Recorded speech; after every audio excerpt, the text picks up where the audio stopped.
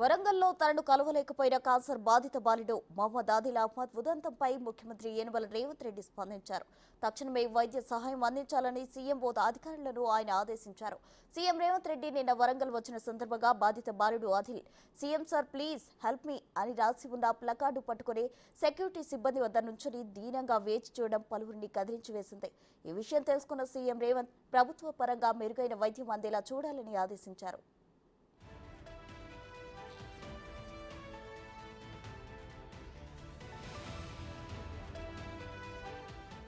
CM Revanth Reddy సూచనలతో CM OSD Vemula Srinivas బాలుడి కుటుంబ సభ్యులతో ఫోన్లో మాట్లాడారు.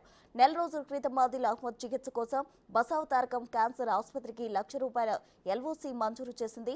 ప్రస్తుతం ఆదిల్ అహ్మద్ ఆరోగ్య పరిస్థితిపై వేముల శ్రీనివాస్ ఆరా తీశారు. సీఎంఆర్ఎఫ్ ద్వారా కావాల్సిన మరింత సాయం అందిస్తామని ఆయన ఆదిల్ కుటుంబ సభ్యులకు భరోసా ఇచ్చారు.